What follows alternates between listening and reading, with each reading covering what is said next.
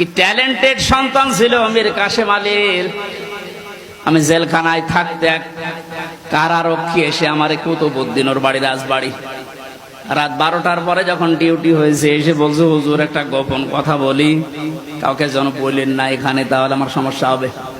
কি হয়েছে বলে, আমি যেদিন দায়িত্বে ছিলাম মীর কাসেম আলীর, যেদিন ফাঁসি হবে লোকটাকে যেয়ে বললাম, স্যার আর সময় নেই, মাত্র 3 ঘন্টা আছে, আপনি প্রস্তুতি নেন।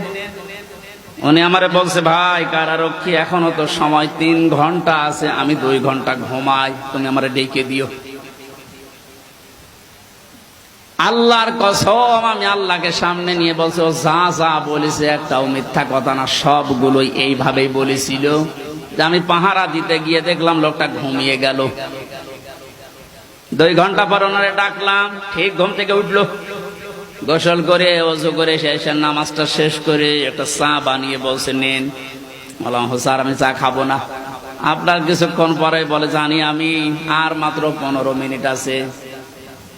জল্লাদ শাহজাহান এসে গেছে, ডাক দিয়ে নিয়ে যাচ্ছে, বলেন চলেন। উনি আমারে বলছিল, ভাই আমির হামজা, আপনাকে আমি বলি, আমিও তো মানুষ, উনিও মানুষ, মাত্র 3 ঘন্টা জ্বরে পর ফাঁসি, তার 2 ঘন্টা ঘুম আসলো কি করে?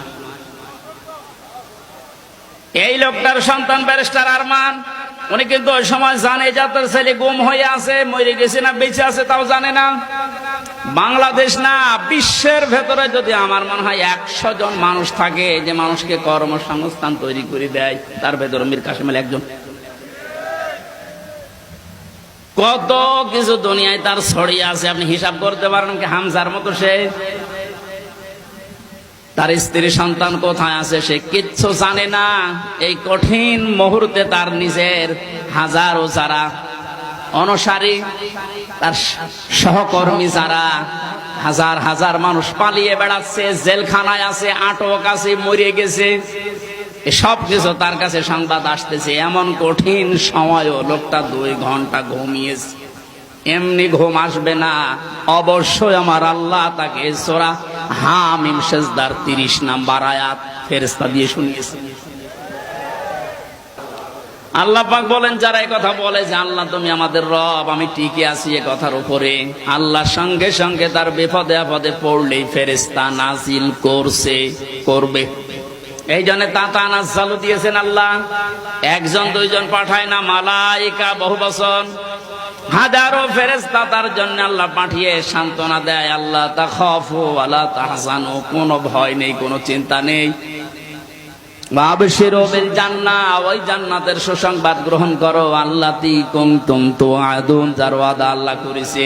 আমার মনে হয় ঠিক মীর কাসেম আলী শহীদ, উনি আল্লাহর ফেরেশতাদের দ্বারা শুনতে পেয়েছিলেন, সন্তান ব্যারিস্টার আরমানের জন্য চিন্তা নেই, হাজার হাজার সহকর্মীর জন্য চিন্তা নেই, ওগুলো আল্লাহ সব দেখবে, তুমি জান্নাতে প্রবেশ করো। তাছাড়া আর কি করে ঘুম এসেছে আমার তো বিশ্বাস হয় না। আমিও তো ছিলাম, আমার তো ঘুম আসতো না, রাতের পরে রাত আমি বিনা ঘুমে কাটিয়েছি। ঘুম আসে না, কি করবো? 2-3টা ঘুমের বড়ি খেয়েও ঘুম আসে না। অথচ লোকটার 2 ঘন্টা 2.5 ঘন্টা পরে ফাঁসি, আর বলছে আমি 2 ঘন্টা ঘুমিয়ে নেই। আপনি কি যা তা মনে করেন এটা? এই লোকটার সন্তান ব্যারিস্টার আরমান 8টা বছর তার স্ত্রী জানতো না যে লোকটা মেসি আছে না মারা গেছে। গতকালকে তিনি একটা ভিডিওতে বলছিল, আমি আমার পরিবারের আশা ছেড়ে দিয়েছিলাম, কারণ খাবার দিত পচা খাবার, অধিকাংশ সময় আমার রোজা রেখে কাটানো লাগতো। এই 8 বছরে আমার মনে হয় সে প্রায় 8 বছরই রোজা ছিল।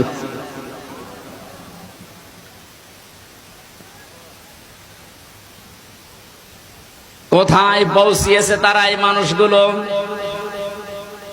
আর উল্টা পাল্টা এখনো পর্যন্ত অনেক জালেমের দোসররা ধারণা করে যাচ্ছে যে কি করেছে যে আমাদের দেশ থেকে তাড়িয়ে দিল। কি করেছেন আপনি টের পাচ্ছেন না? আপনি যদি কিছু না করেন, আপনার শুধু আইনা ঘরের কারণে ফাঁসি হওয়া দরকার। মানবতার সাথে যেটা কত বড় মারাত্মক অপরাধ আপনি টের পাচ্ছেন না এখনো? যারা ছিল তাদেরকে একটু জিজ্ঞাসা করেন। ব্যারিস্টার ব্রিগেডিয়ার আমান আজমি ভাই শেষ পর্যন্ত এ কান্না জড়িত কণ্ঠে বলেছে যে আমি সূর্যের আলো কি এই 10-12 বছর দেখি নাই। এদিকে 1.5 হাত, ওদিকে 1.5 হাত। আমার যে মাটির নিচে ছিলাম ওখানে তাও তো এদিকে 3.5 হাত, এদিকে 2.5 হাত ছিল, আর ওনার আরো ছোট। এরপরও জালেমদের পক্ষে আপনি সাফাই গান, জালেমদের পক্ষে কথা বলেন। আপনি মানুষ, আপনারও বিবেক মরে গেছে।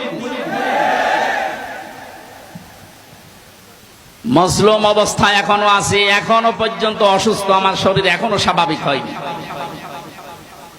এখনো মুসাফির অবস্থায় আছে। দোয়া করছে আল্লাহ কিয়ামতের আগে কোন জালেম যেন এই দেশে আর ফিরে আসতে না পারে।